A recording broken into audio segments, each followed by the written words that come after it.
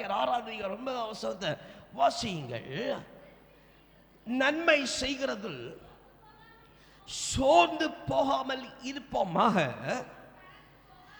தளர்ந்து போகாதிருந்தால் ஏற்ற காலத்தில் அறுப்போம். அல்லேலூயா. இதுல 3 விதமான காரியம் இருக்கிறது. முதலாவது, நன்மை செய்யுங்கள், ஏற்ற காலம் என்று சொல்லப்படுகிறது, அறுப்பு என்று சொல்லப்படுகிறது. அல்லேலூயா. அறுப்பின் மேன்மை, ஒரு ஹார்வெஸ்ட் என்று சொல்லப்படுகிற ஒரு நல்ல ஒரு மேன்மையான ஒரு பகுதியை கர்த்தர் நம்முடைய வாழ்க்கையில வைச்சிருக்கிறார். அல்லேலூயா, அல்லேலூயா, அல்லேலூயா. நம்முடைய போக்கையும் வரத்தையும் அறிந்திருக்கிற ஆண்டவர், நம்முடைய பேச்சுக்களையும் யோசனைகளை அறிந்திருக்கிற ஆண்டவர் சொல்லுகிற ஒரு காரியம், நமக்கு ஒரு அறுவடை நாளை கர்த்தர் வைச்சிருக்கிறார். அல்லேலூயா, அல்லேலூயா. இதுல ஏற்ற காலம் என்று சொல்லப்படுகிற காரியம் இருக்கிறது, இன்னும் நன்மை செய்கிற காரியம் இருக்கிறது. அல்லேலூயா.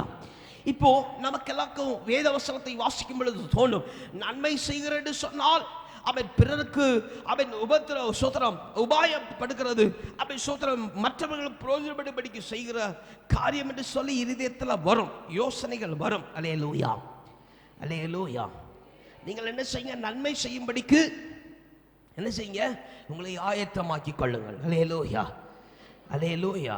ஆனா வேதவசனம் சொல்லுகிறது, நன்மை செய்கிற, டூ குட் திங்ஸ், நன்மை செய்கிற காரியம் சொல்லப்படுகிற காரியம் என்னவென்றால் 8வது வசனத்தை வாசியுங்கள்.